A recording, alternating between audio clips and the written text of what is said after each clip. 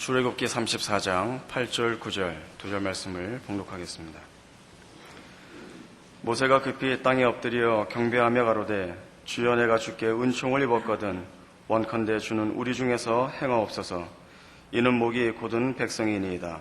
우리의 악과 죄를 사하시고 우리로 주의 기업을 삼으소서. 이 범죄한 이스라엘에 대하여 하나님께서 저들을 용서하실 뿐만 아니라 저들 중에 함께 하셔서 그 원래의 약속, 저들은 나의 백성이 되고 나는 저들의 하나님이 되리라를 이제 다시 회복하시는 장면에 우리가 서 있습니다. 우리는 오늘 본문 9절에 보는 바와 같이 모세의 기도 속에 나오는 하나님 앞에 은혜를 구하며 용서를 구하는 이 내용이 주는 우리 중에서 행하옵소서. 이는 목이 곧은 백성이니이다 라는 고백이 우리가 못나서 잘못했으니 용서해 주십시오가 한번 봐주십시오 라는 뜻이 아니고, 우리는 우리를 책임질 능력과 실력이 없사오니 하나님이 우리에게 개입하사 끝까지 우리를 지키시지 않으면 방법이 없는 족속입니다 라는 개념이라는 것을 확인했습니다. 그래서 그것은 용서로 끝나는 것이 아니고 더 적극적으로 그 용서가 잘못에 대한 용서를 지나서 우리는 잘못을 할 수밖에 없는 존재이지만 하나님이 목적하신 그의 백성으로서의 완성을 하나님의 능력과 은혜로 이루어 주셔야 됩니다 라는 데까지 나간다는 사실을 본문에서 확인합니다. 우리의 악과 죄를 사하시고 우리로 주의 기업을 삼으소서까지 나가는 겁니다.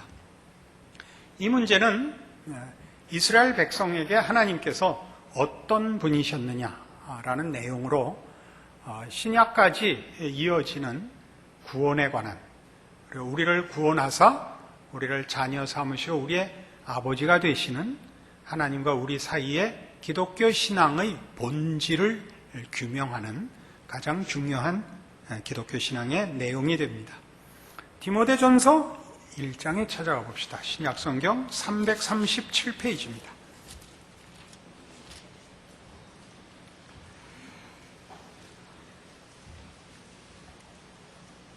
디모데전서 1장 12절, 나를 능하게 하신 그리스도 예수 우리 주께 내가 감사함은 나를 충성되이 여겨 내게 직분을 맡기심이니 내가 전에는 회방자요 핍박자요 포행자이었으나 도리어 긍휼을 입은 것은 내가 믿지 아니할 때 알지 못하고 행하였습니다. 우리 주의 은혜가 그리스도 예수 안에 있는 믿음과 사랑과 함께 넘치도록 풍성하였도다. 믿보다 모든 사람이 받을 만한 이 말이요 그리스도 예수께서 죄인을 구원하시려고 세상에 임하셨다 하였도다. 죄인 중에 내가 괴순이라. 그러나 내가 긍휼을 입은 까닭은 예수 그리스도께서 내게 먼저 1절 오래 참으심을 보이사 후에 주를 믿어 영생 얻는 자들에게 본이 되게 하려 하심이니라. 복음의 핵심을 설명하기 위하여 자신을 예로 드는 장면입니다. 하나님께서 그리스도 예수 안에서 구원을 베푸사 나 같은 것도 구원하셨다라는 복음의 은혜를 증언합니다. 하나님께서 그 아들을 보내신 것은 죄인을 구원하러 보내신 거다. 의인을 구하러 온 것이 아니요 능력 있는 자를 구하러 온 것이 아니요 죄인을 구하러 왔다. 나도 구원 얻은 것을 봐라. 내가 죄인 중에 괴순이라 라고 증언합니다. 그러나 이 문제는 여기에서 그치는 것이 아니라 이 증언이 나를 죄인 중에서 구원했을 뿐만 아니라 그 구원은 죄인인 나를 죄가 없게 씻어주는, 죄를 용서하는 구원에 그치지 않고 하나님의 종이라는 자리까지 인도한 구원이다. 그 은혜를 그래서 용서라는 측면에서 은혜와 사유라는 측면이 강조돼야 옳습니다마는 동시에 그 구원이 긍정적인 하나님의 목표와 작정의 자리를 늘 포함하고 있어야 됩니다. 그래서 이 디모데전서 1장 12절 이하 이 말씀은 시작이 이랬습니다. 나를 능하게 하신 그리스도 예수 우리 주께 내가 감사한다고요. 나를 능하게 하시다라는 건 복음이 가지는 능력을 말합니다. 그래서 나 같은 죄인이 구원을 얻었는데 그 구원은 용서함을 받은 정도가 아니라 우리가 상상하고 기대하는 것보다 훨씬 높은 하나님의 이름으로 말미암는 그의 자녀, 그의 백성, 그의 종이라는 자리에까지 우리를 구원하신 것이 복음이다 라고 얘기합니다. 이런 차원에서 우리는 복음에 대한 정의가 로마서 1장 16절에 의하면 이렇게 되어 있습니다. 내가 복음을 부끄러워하지 아니하노니 이 복음은 모든 믿는 자에게 구원을 주시는 하나님의 능력이 됨이라. 하나님의 능력이라고 복음을 소개하는 이유가 긍정적이고 적극적인 하나님의 작정과 구원을 베풀어 이루시려는 목표를 우리에게 말하고 있다는 사실을 놓쳐서는 안 됩니다. 이 부분이 왜 중요하냐 하면 이제 이스라엘 백성을 볼 때 이스라엘을 하나님이 불러 저들이 하나님의 말씀과 신앙과 약속을 어떻게 번번이 깨고 하나님을 외면하고 우상을 섬기고 범죄했는가, 그때마다 하나님이 얼마나 저들을 용서했는가, 얘만 이 문제를 국한시키지 말고 이스라엘 전 역사를 통하여 이 범죄하고 이 신의가 없고 이 진실함이 없는 백성에게 하나님이 용서와 긍휼로 찾아오사 저 못난 자들을 어떻게 궁극적인 하나님이 만족하실 영광의 자리에 데려가기까지 포기하시지 않는가 하는 측면까지 가지 않으면 우리는 오늘날도 이 시대를 현대를 사는 우리들도 이스라엘이 옛날 사람이기 때문에 라고 차별할 것 없이 저들이 범죄하고 실수했던 동일한 속성의 사람들이요, 이스라엘에게 찾아오시고 용서하시고 이스라엘을 놓지 않으신 하나님이 우리를 예수 그리스도를 보내셨을 뿐만 아니라 그리스도와 묶고 우리 자신에게 허락한 구원을 이루시고야만 한다. 영광의 자리로 가는 과정 속에 있다는 걸 이해해야만 하기 때문에 그렇습니다. 이걸 이해하지 못하면 우리는 늘 부정적인 자책에서 벗어나지를 못하게 됩니다. 빌립보서 4장에 가보십시다. 신약성경 322페이지 빌립보서 4장 10절입니다. 내가 주 안에서 크게 기뻐함은 너희가 나를 생각하던 것이 이제 다시 싹이 남이니 너희가 또한 이를 위하여 생각은 하였으나 기회가 없었느니라. 내가 궁핍함으로 말하는 것이 아니라 어떠한 형편이든지 내가 자족하기를 배웠느니 내가 비천에 처할 줄도 알고 풍부에 처할 줄도 알아. 모든 일에 배부르며 배고픔과 풍부와 궁핍에도 일체의 비결을 배웠노라. 내게 능력 주시는 자 안에서 내가 모든 것을 할 수 있느니라. 내게 능력 주시는 자 안에서 내가 모든 것을 할 수 있다는 이 표현은 자칫 잘못하면 우리가 성경이 의도하는 것과 다른 기대를 갖게 만듭니다. 우리가 할 수 있는 모든 것은 예수 그리스도께서 주시는 것으로 제한됩니다. 세상이 주는 것과는 다릅니다.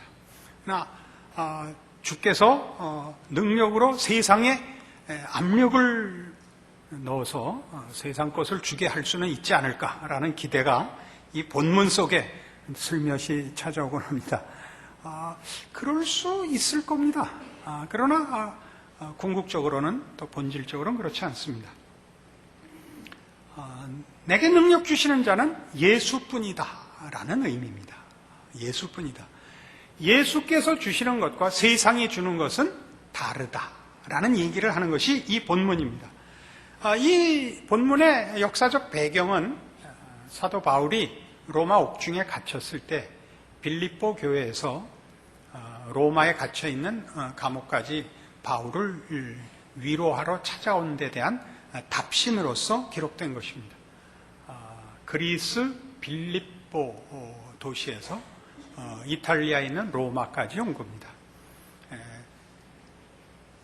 10절에 있는 바와 같이 내가 주 안에서 크게 기뻐하면 너희가 나를 생각하던 것이 이제 다시 싹이 남이 너희가 또한 이를 위해 생각은 하였으나 기회가 없었느니라 라고 기록한 바와 같이 너희가 주의 사랑으로 나를 찾아와서 고맙다 라고 하는 것으로 시작합니다. 그러나 너희가 내 필요를 채워줘서 고맙다는 건 아니다가 11절입니다. 내가 궁핍함으로 말하는 것이 아니다. 너희가 내 필요한 것 또는 불편한 것에 대하여 물질적으로 또는 정신적으로 어떤 위로를 해줘서 고맙다는 건 아니다. 어떠한 형편에든지 내가 자족하기를 배웠느니 내가 비천에 처할 줄도 알고 풍부에 처할 줄도 알아. 모든 일에 배부르며 배고픔과 풍부와 궁핍에도 일체의 비결을 배웠다라는 말은 바울이 가는 길, 바울이 전하는 복음, 그리고 신자들이 궁극적으로 가지는 목표와 내용은 세상은 그 내용을 줄 수도 없고 뺏을 수도 없다. 그런 내용입니다. 우리가 추구하고 우리가 가지는 약속과 믿음 속에는 세상이 대신해 줄 수 있는 것은 없습니다. 그렇다고 해서 우리가 세상과 현실에 대해서 외면을 하고 내세로 현실 도피를 한다는 개념은 아닙니다. 우리는 우리의 인생을 열심히 살 책임과 권리가 있습니다. 맛있는 것을 먹을 권리가 있고 세상을 사는 동안 즐겁고 행복하게 사는 것 우리의 특권입니다. 그러나 신앙이 추구하는 것은 그게 다가 아닌 것, 또 그 한계와 그 내용과 별개의 것입니다. 우리가 세상에서 가지는 물질의 필요나 세상살이의 현실적인 필요들이 세상과 직결되어 있는 것을 우리가 잘 압니다. 바쁜데 교통이 좀 편리하면 좋죠. 그래서 기도를 많이 합니다. 오늘 어디까지 가는데 시간이 모자라니까 신호등이 제대로 좀 열려주기를 기도할 수 있습니다. 그러나 그것을 응답받고 오셔서 간증하는 것은 옳지 않습니다. 왜냐하면 그건 거의 우연입니다. 거의라 그랬습니다. 그런 것들은 기도할 수 있으나 궁극적인 목적과 내용으로 삼을 것들은 아닙니다.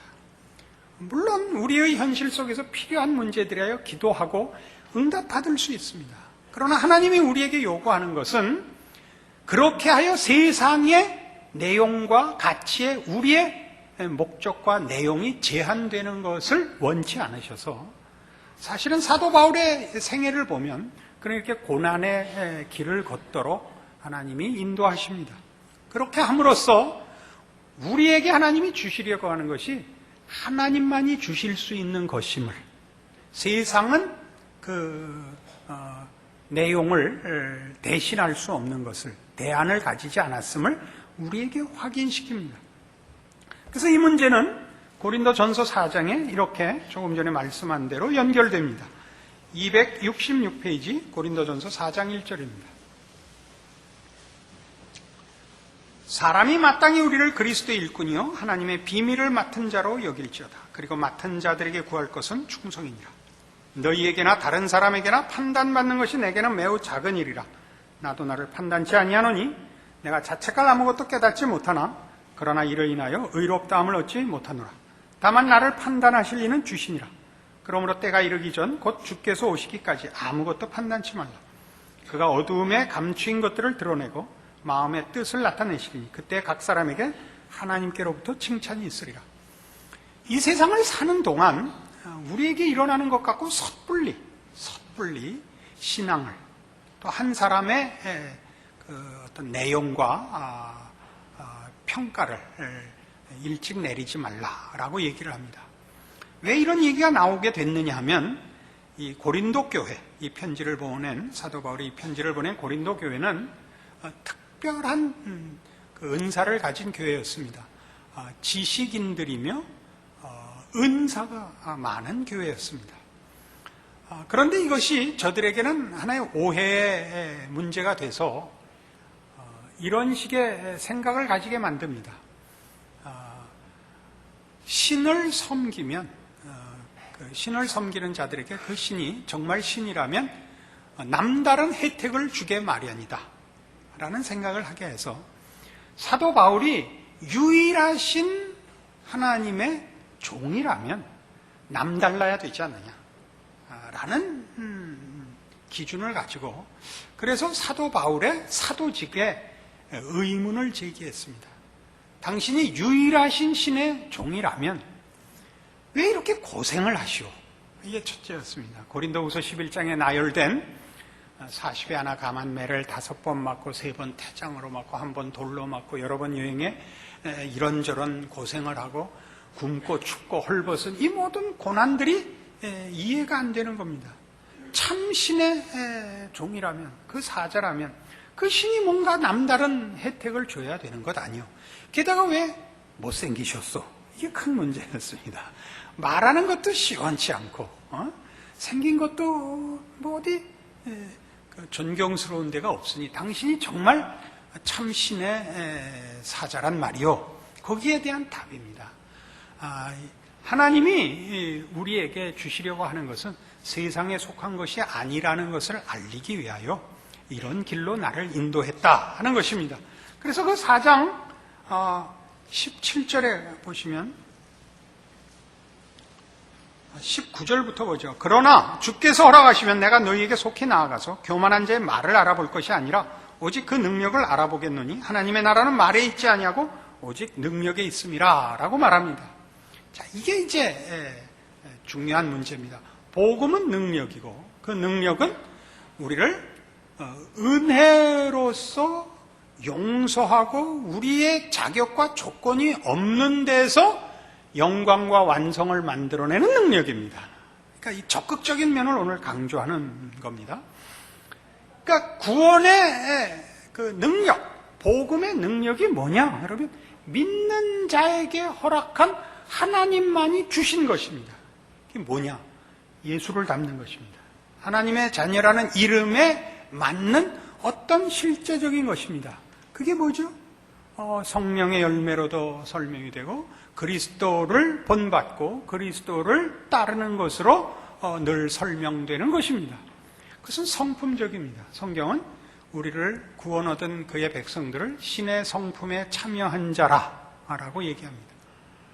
그래서 기독교 신앙의 다른 것은 무슨 능력이나 윤리나 도덕을 뛰어넘는 그 성품과 인격에서의 신적인 것입니다. 우리는 성령의 열매로 대표되는 사랑과 희락과 화평과 자비와 양선과 온유와 오래 참음과 절제 같은 것들을 성경에서 요구받고 있고 약속받고 있습니다. 이런 것들은 세상이 추구하거나 세상이 가치를 주는 것과 전혀 다릅니다. 왜 다르냐면 세상은 여기까지는 못 갑니다. 세상은 이건 없습니다. 세상은 싸워 이기는 것밖에는 가르치는 것도 주는 것도 없습니다. 세상의 만족은 남보다 나은 것입니다. 기독교 신앙의 그 내용은 남보다 나은 것이 아니라 그리스도를 담는 것입니다. 그러니까 신앙 세계에서도 성도들이 제일 당황해하는 게 뭐냐면 나의 나된 것이 누구의 정죄로 가는 것은 잘못입니다. 우리는 이 신앙 공동체 안에서 얼마든지 못난 사람을 만날 수 있습니다. 그러나 그것은 내 옛 모습일 수도 있고 아니면 지금의 내 모습일 수도 있습니다. 우린 그 사람을 정죄할 수가 없습니다. 그리고 내가 저기서부터 여기까지 왔고 더 갈 것이라고 믿는 마음으로 그는 정죄하지 않습니다. 그러니까 우리가 우리의 신앙 속에서 이 적극적인 면에 대한 이해가 왜 필요하냐면 우리는 사실 매주 이렇게 주일날 교회에 와서야 비로소 한 주간을 돌아보게 되고 한 주간을 정신없이 살아서 신앙적인 생각을 할 틈이 없었거나 아니면 노력을 했으나 실패한 것밖에는 사실 돌아볼 것이 없습니다. 무슨 잘한 것이 평생에 몇 개 없는 사람들입니다. 신앙적으로. 이게 당황스럽죠. 그러니까 늘 와서 지난 한 주간 생각도 못하고 살았습니다. 라든가 하려고 했으나 아무것도 못했습니다. 용서해 주십시오. 이것이 우리를 좌절케 합니다. 이게 뭔가?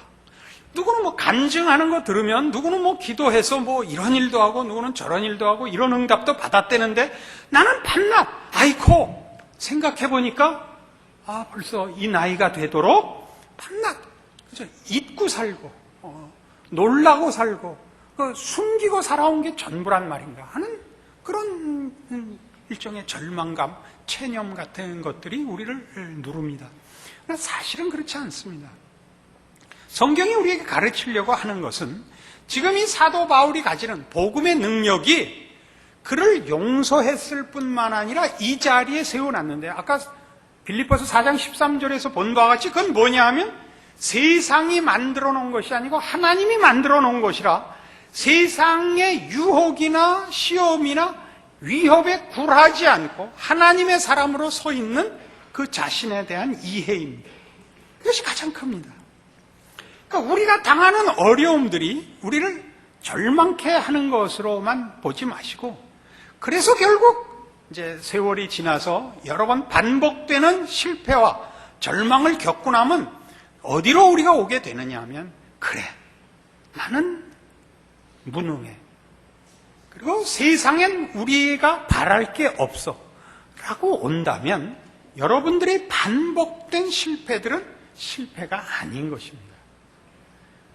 우리가 뭘 하나를 깨닫는데 한 번 하고 두 번 하고 10번 하고 20번 해서 되는 게 아닙니다.